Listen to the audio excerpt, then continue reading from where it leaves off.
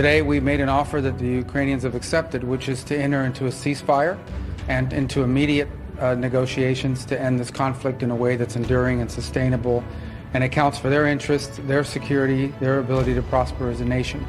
I want to personally thank, we both want to thank the Kingdom of Saudi Arabia, His Majesty, for hosting us, for making this possible. They've been instrumental in this process, and we're very grateful to them for hosting us here today. And hopefully we'll take this offer now to the Russians. And we hope that they'll say yes, to peace. The ball is now in their court. And but again, the president's objective here is, number one, above everything else, he wants the war to end. And I think today Ukraine has taken a concrete step in that regard. We hope the Russians will reciprocate.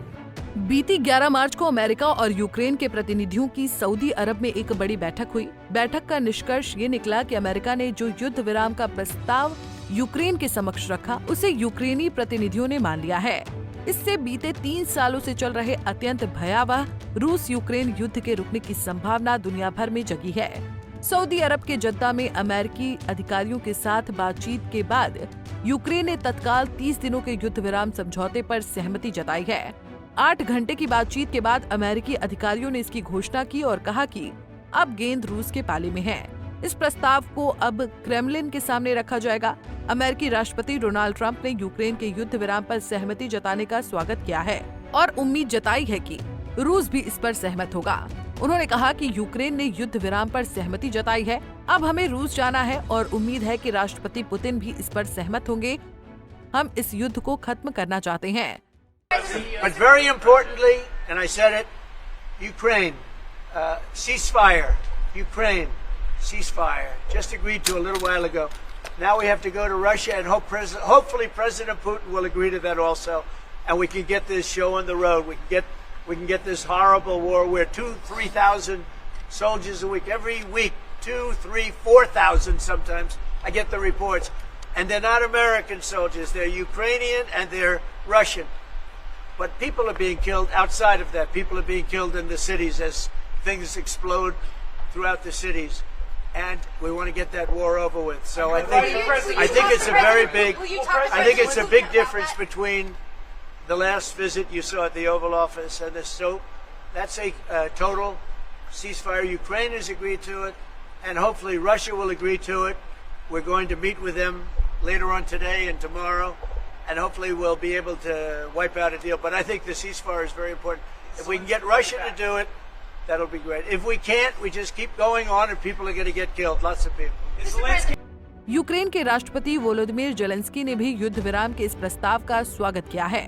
12 मार्च को उन्होंने social media platform x पर अपने handle से एक post करते हुए लिखा कि मुझे सऊदी अरब में अमेरिकी टीम के साथ उनकी बैठक पर हमारे प्रतिनिधि मंडल से एक रिपोर्ट मिली।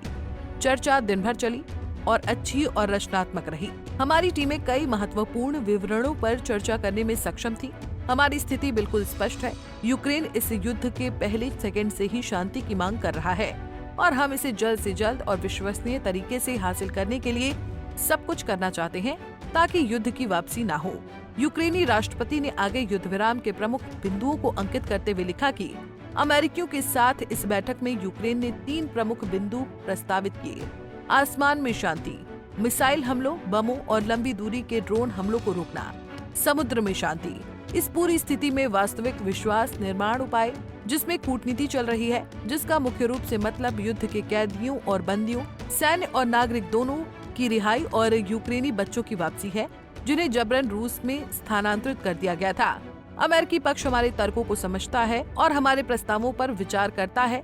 मैं हमारी टीमों के बीच रचनात्मक बातचीत के लिए राष्ट्रपति ट्रंप का आभारी हूँ। जेलेंस्की ने आगे लिखा कि आज की वार्ता के दौरान अमेरिकी पक्ष ने एक और भी बड़ा पहला कदम उठाने का प्रस्ताव रखा, 30 दिन का पूर्ण अंतरिम युद्ध विराम, जिससे न केवल मिसाइल, ड्रोन और बम हमलों को रोका जा सकेगा, न केवल काला सागर में बल्कि पूरे फ्रंट लाइन पर भी। यूक्रेन इस प्रस्ताव को स्वीकार करने के लिए तैयार है। हम इसे एक सकारात्मक कदम के रूप में देखते हैं और इसे अपनाने के लिए तैयार है। अब ये संयुक्त राज्य अमेरिका पर निर्भर है कि वो रूस को भी ऐसा करने के लिए मनाए। अगर रूस सहमत होता है तो युद्ध विराम तुरंत प्रभावी हो जाएगा।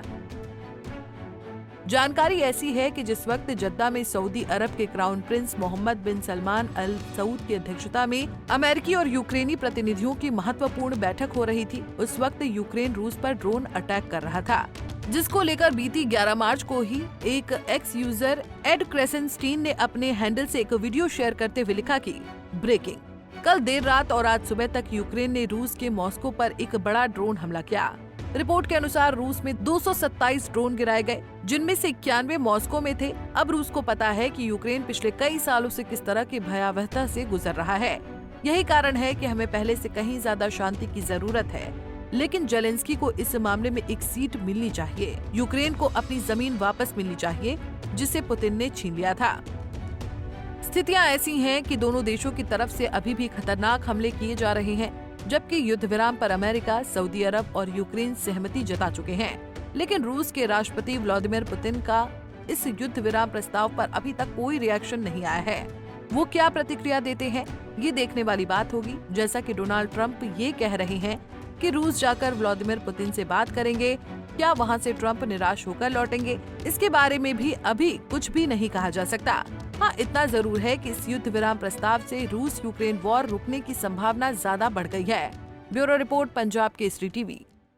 हमसे जुड़े रहने के लिए हमारे YouTube चैनल को सब्सक्राइब करें और नई वीडियो की नोटिफिकेशन के लिए बेल आइकॉन को दबाएं।